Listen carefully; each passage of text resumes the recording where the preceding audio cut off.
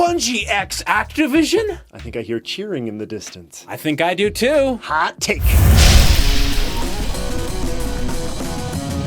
Many of you may know Bungie from their past and the history of making video games like Marathon and Halo, and most recently they've been making the Destiny series. But before they left Microsoft to go make Destiny, they joined up with a publisher that many people know, hate, love. There's a lot of stuff going on I think there. there's more hate than love recently, but Activision. So Activision and Bungie are parting ways after many years together. After they were kind of setting the stage for Destiny for a long time, and I think in a way that the Bungie folks were not too happy about. Yeah, it really doesn't seem like a lot of stuff really went well with Bungie this time.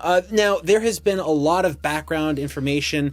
We don't know everything, but what we do know is that Jason Schreier over at Kotaku had a whole bunch of conversations about this, wrote a couple of articles, and on Twitter I read that he had stated that the folks at Bungie have never been happy with Activision. Even before the release of Destiny 1, there were issues with Activision in the way that they were telling them to release games or do certain things, and it caused problems with the development of the game itself. I think anyone that was following the original Destiny, I played the original Destiny quite a bit, and maybe not so much the DLC, but anyone following the original Destiny, it was a very long sort of development cycle, and it seemed like they had a vision for it. It was going to be a game that would continue on. I even recall them saying at one point that there wouldn't be a numbered sequel.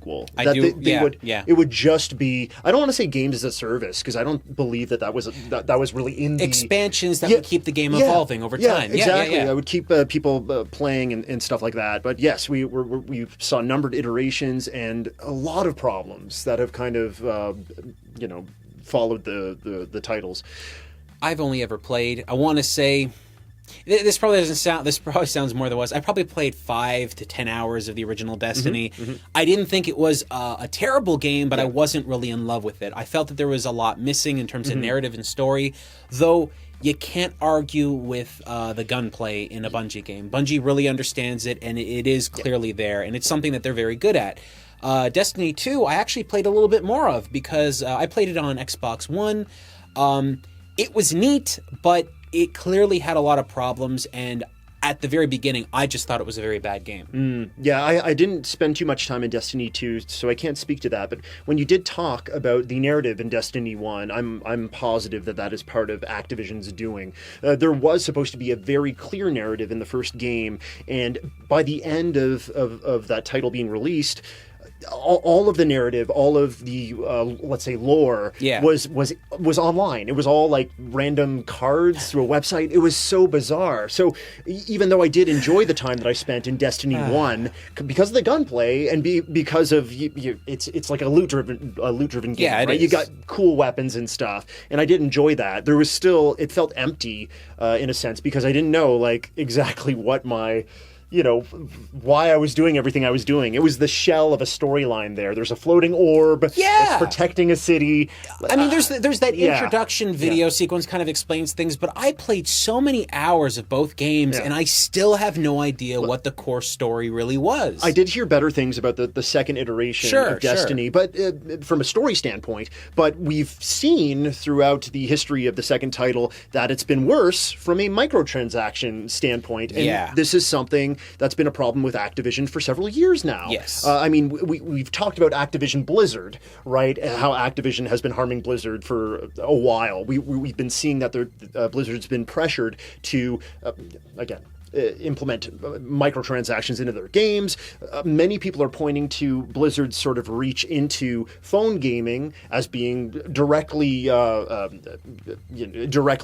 targeted from Activision. They're directly pushed into making Diablo Immortal, into the Pokemon Let's Go style game, which not a lot of people are still talking about. There's a WoW Pokemon Go style game that I guess Activision's really pushing for. Look, there definitely is a lot of stuff at play here, and I believe that Activision has the worst intentions at heart. The idea that I see from this company is, and look, tell me I'm wrong. I would love to be wrong. I like to think all companies have some decency about them and some idea of the way they want to progress their companies, right? Humanity? Humanity. They want to stay around. They want to make money, and there's nothing wrong with that. If anyone's out there like, oh, I don't like companies making money, well, they want to make money, and it's good that they make money because they can make more of the things that are good if they make more money from the products they're selling. It's a good thing. However, when Activision goes around making games or works with companies, they consistently seem to damage the companies or do something wrong with them, very much the same way we've seen things happen from EA as well, where they work with companies and end up harming the companies because they're forcing the companies to do things they're not comfortable with. Right. If you buy Bungie and Bungie says, we want to make a first-person shooter, you just go, here's money, we're sitting back. Do it. Yeah. That's all you need to do. Yes, you check in, you do stuff like that, but to form some kind of control over the genius that is Bungie. I mean, you understand that Halo shouldn't have worked, right? When Halo came out originally, or when they first showed it off, it was supposed to be an RTS. So when they turned it into a first-person shooter, everyone was like, it's this and it's that, it's not going to work. And then it did. The freaking franchise of Halo is the saving grace for the Xbox systems originally. The original Xbox only lives because there's Halo. Had Halo not come out, no one, and I mean no one, would have ever bought an Xbox 360 because that console wouldn't have existed, okay? Bungie is such a force when it comes to game design, so to have any desire to want to impact on that or alter things is shocking to me. So when we heard that they were having issues all the way back with the original Destiny, it makes a lot of sense to me because when I played Destiny, I didn't fall in love with it. I really didn't get a lot of it. I didn't understand what they were trying to do, and it made me feel like it was a half-hearted attempt at making something great. If there was if you were interested in a storyline, the first Destiny would not satiate you. It was gameplay only. The gameplay was great, and that is all Bungie's doing. It doesn't have anything to do with Activision. Yeah. Bungie did their job the best they could. They couldn't make the complete package that they wanted and bring it out for folks, but they tried. Yeah. Right?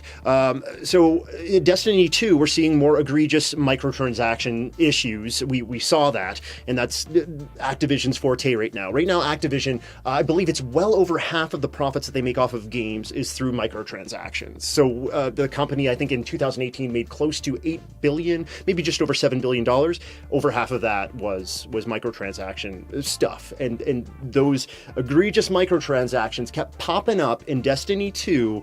Bungie must have been going nuts, man. It's stuff with things as simple as shaders. Do you know anything about the shaders sort of controversy in Destiny 2? I remember a little bit of it, and it's simple. Yeah, okay. It's super simple. So basically, in Destiny 1, you could reuse your shaders. If you Yes. want your guns or your equipment to look a certain color or whatever, you could. Yeah, the skins, right? Yeah, you could reuse them. In Destiny 2, they were one-time consumable items.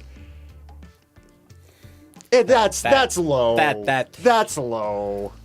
What has happened with Destiny 1, what has happened with Destiny 2 is now done. It's finished. I don't think they should go back and change those games at all anymore. But now, the scope's open. Bungie has made the announcement. They're saying it's all theirs now. We own everything Destiny.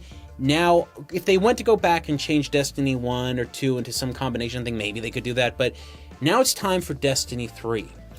You got to think about it this way. With Destiny 3, they don't have they have more control than they ever had in the past. So maybe now it's time for them to really fix that original vision. Now that they have the money, now that they have all that stuff, they can make what they wanted to make this entire time. Do you feel like a part of me is thinking Destiny is a little soiled right now, like a little too soiled, going with a numbered 3. Like they, of course, like if Bungie puts their heart and soul into these games, like they did originally with, let's say, Halo or Marathon back in the day, yeah, of course, they can make a brilliant product. Will people buy it? Is the question. If it's a numbered sequel, I almost kind of think that if they did a huge sort of ad push where they say, no more numbered sequels, this is Destiny, and it's like an expansive release of 1 and 2 and saying like, no, this is what we've always dreamed of doing, maybe even like going back, taking you through like the original sketches and stuff and saying, this is what we wanted, we can finally present to you the entire world that we had created, because they had a lot going on there. There were branches of lore that were really exciting that they were showing off at different trade shows and stuff when they were so what you're producing saying the game. is take Destiny 1, take Destiny 2, cut off all the fat, and then start introducing introducing new concepts. So they, Yeah, you know what? They just call it Destiny. Right. Say all that content. Remember when you're thinking about Hitman? Yeah. And like having the other iterations in a collection? Do that with Destiny and say, but that's just a small section of what we're doing, and it's always going to be growing. So maybe there are some sort of you have to have some types of monetization there if you want a game to continue to grow. It can't just be a $60 price point and then expect the game to live on for 10 years or so. But it's whatever they do, it can't be nearly as egregious as what Activision has done in the past. Dude, just recently, in the past few days, there's the freaking Call of Duty Black Ops 4 Red Dot issue. Yeah, you heard about that, right? It's like, look, I can't... You have to pay for a Red Dot site. Been a big fan of video game companies for years, and it's not like Activision has always made bad choices, but lately...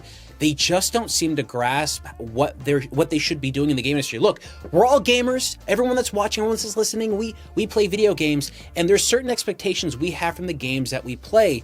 And when a company is trying to monetize what they're doing, it's great. Charge for the game. We want to buy games. Shock. That's a thing we want to do. But when you're charging for very minimal things or adding costs where there shouldn't have been costs, that damages the game and its longevity. That's not a wise move. Yeah. And I think Bungie gets that. Bungie has made so many games in the past to the point where Bungie is the kind of company that has actually re-released older video games for free, very much like Blizzard did once upon a time. I think you can get the original Marathon for free, and it's fun. So. Yeah, the games are still cool. Look, what needs to happen right now is Bungie needs to kind of save face. They need to work really hard on their image. From what we're to understand, the moment that they made the announcement to all of the staffers at Bungie that they were gone from Activision, apparently the entire world blew up in excitement and joy. Everyone out there that's talking about this is happy. Every person on Twitter, everyone on YouTube, there's not one person out there going, well, I'm going to miss Activision. Maybe that should give somebody a clue at Activision that they're looking like the big bad wolf. This isn't a good thing for Activision. If they keep screwing up like this, it's only going to damage all the IPs they're associated with.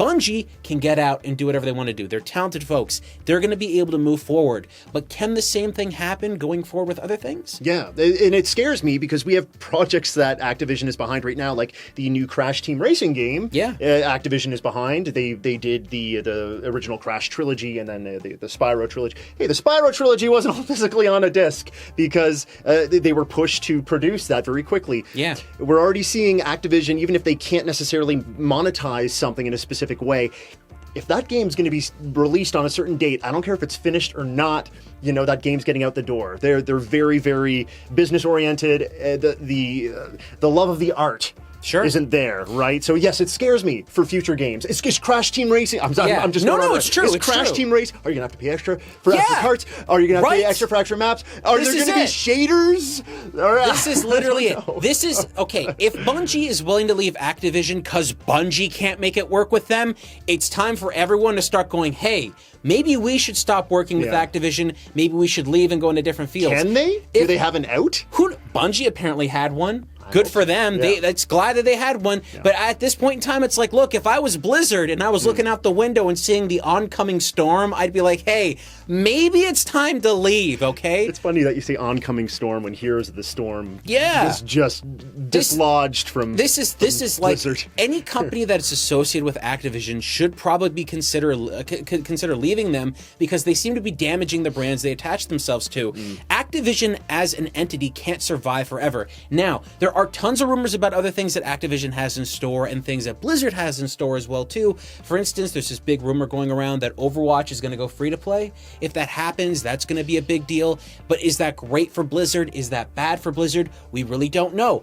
There are a lot of things at play. This is just a very big movement right now to happen at this current time, considering that Bungie is such a powerful developer. So, folks, what do you think? Do you think this is a great move for Bungie leaving Activision, or do you think they should have stuck with Activision for some reason? And if you've got a reason, please let us know, because we want to know what that reason is. I do want to say that reportedly, folks at Bungie were cracking champagne after this news came out. Cracking champagne.